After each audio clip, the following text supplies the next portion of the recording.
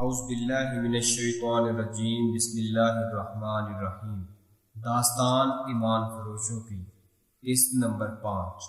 ناجی عورتوں سے اور بھی کئی کام کروا لیا کرتا تھا، جن میں سے ایک یہ تھا کہ وہ ان میں سے بہت سی خوبصورت اور عیار لڑکیوں کے ذریعے بڑے بڑے افسروں کو اپنی مٹھی میں رکھتا تھا، اور ایک کام یہ بھی کہ وہ انہیں امیروں اور حکمرانوں کو بلیک میل کرنے کے لیے استعمال کیا کرتا تھا، اور ساتھ میں ان سے جاسوسی بھی کروا لیا کرتا تھا۔ جس طرح قصاب جانوروں کو دیکھ کر بتاتا ہے کہ اس کا گوشت کتنا ہے، اسی طرح ناجی بھی لڑکی کو دیکھ کر بتایا کرتا تھا کہ یہ لڑکی کس کام کے لیے موزوں ہے۔ لڑکیوں کے بیپاری اور پردہ فروش اکثر مال ناجی کے پاس ہی لے کر آیا کرتے تھے۔ یہ آدمی بھی ایسے ہی بیپاریوں میں سے لگتا تھا۔ لڑکی کے متعلق اس نے بتایا کہ لڑکی تجربہ کار ہے، ناچ بھی سکتی ہے، اور پتھر کو زبان کے میٹھے پن کے وجہ سے پانی میں تبدیل بھی کر سکتی ہے۔ ناجی نے اس کا تفصیلی انٹرویو لیا۔ وہ اس فن کا ماہر تھا۔ اس نے رائے قائم کی کہ جس کام کے لیے وہ اس لڑکی کو تیار کر رہا ہے، تھوڑے سے ٹریننگ کے بعد یہ لڑکی اس کام کے لیے موزوں ہوگی۔ بیپاری قیمت وصول کر کے چلا گیا۔ ناجی اور اس لڑکی کو اپنے کمرے میں لے کر چلا گیا، جہاں اس کے ساتھی رقص اور شراب سے دل بہلا رہے تھے۔ اس نے لڑکی کو نچانے کے لیے کہا۔ جب لڑکی نے اپنا چگا اتار کر اپنے جسم کو 2 بل دیے تو ناجی اور اس کے ساتھی تڑپ اٹھے۔ پہلے نچانے والیوں کے رنگ پیلے پڑ گئے کیونکہ ان کی قیمت کم ہو گئی تھی۔ ناجی نے اس وقت محفل برخاست کر دی اور لڑکی کو پاس بٹھا کر سب کو باہر نکال دیا۔ لڑکی سے نام پوچھا تو اس نے زکوئی بتایا۔ ناجی نے اس سے کہا، زکوئی، تم کو یہاں لانے والے نے بتایا ہے کہ تم پتھر کو پانی میں تبدیل کر سکتی ہو۔ میں تمہارا یہ کمال دیکھنا چاہتا ہوں۔ وہ پتھر کون ہے؟ زکوئی نے سوال کیا۔ نیا امیر مصر، ناجی نے کہا۔ وہ سالار اعظم بھی ہے، سلطان صلاح الدین ایوبی، زکوئی نے پوچھا۔ ہاں، اگر تم اس کو پانی میں تبدیل کر دو تو میں اس کے وزن جتنا سونا تمہارے قدموں میں رکھوں گا۔ وہ شراب تو پیتا ہوگا؟ زکوئی نے پوچھا۔ نہیں، شراب، ناچ گانا، تفریح سے وہ اتنی ہی نفرت کرتا ہے جتنی ایک مسلمان خنزیر سے کرتا ہے، ناجی نے کہا۔ میں نے سنا تھا آپ کے پاس تو لڑکیوں کا ایک طلسم ہے جو نیل کی روانی کو روک سکتا ہے، تو کیا وہ طلسم ناکام ہوا؟ زکوئی نے پوچھا۔ میں نے ابھی تک ان کو آزمایا نہیں ہے۔ یہ کام تم کر سکتی ہو۔ میں تو سلطان کی عادتوں کے بارے میں بتا رہا ہوں، ناجی نے کہا۔ کیا آپ اسے زہر دینا چاہتے ہیں؟ زکوئی نے پوچھا۔ نہیں، ابھی نہیں، میری اس کے ساتھ کوئی دشمنی نہیں ہے۔ میں بس یہ چاہتا ہوں کہ وہ ایک بار کسی تم جیسی لڑکی کے جال میں پھنس جائے، پھر میں اسے اپنے پاؤں بٹھا کر شراب پلا سکوں۔ اگر اس کو قتل کرنا مقصود تھا تو میں یہ کام حشیشن سے آسانی سے کرا سکتا تھا، ناجی نے جواب دیا۔ یعنی آپ سلطان سے دشمنی نہیں، دوستی کرنا چاہتے ہیں، زکوئی نے کہا۔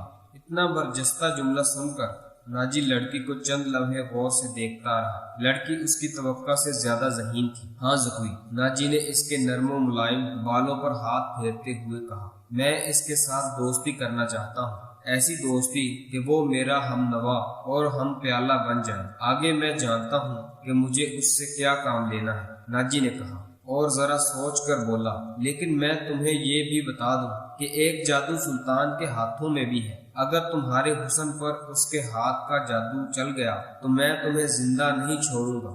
اگر تم نے مجھے دھوکہ دیا تو تم ایک دن سے زیادہ زندہ نہیں رہ سکو گی۔ سلطان صلاح الدین تم کو موت سے بچا نہیں سکے گا۔ تمہاری زندگی اور موت میرے ہاتھوں میں ہے، تم مجھے دھوکہ نہیں دے سکو گی۔ اس لیے میں نے تمہارے ساتھ کھل کر بات کی ہے، ورنہ میری حیثیت اور رتبے کا انسان ایک پیشہ ور لڑکی سے پہلی ملاقات میں ایسی باتیں نہیں کرتا۔ یہ آپ کو آنے والا وقت بتائے گا کہ کون کس کو دھوکہ دیتا ہے، زکوئی نے کہا۔ مجھے یہ بتائیں کہ میری سلطان تک رسائی کیسے ہوگی؟ میں اسے ایک جشن میں بلا رہا ہوں، ناجی نے کہا، اور اسی رات میں ہی آپ کو اس کے خیمے میں داخل کر دوں گا۔ میں نے تمہیں اس مقصد کے لیے بلایا ہے، باقی میں سنبھال لوں گی، زکوئی نے کہا۔ رات گزر گئی، پھر اور کئی راتیں گزر گئیں۔ سلطان صلاح الدین ایوبی انتظامی اور فوج کی نئی بھرتی میں اتنا مصروف تھا کہ ناجی کی دعوت کو قبول کرنے کا وقت نہیں نکال سکا۔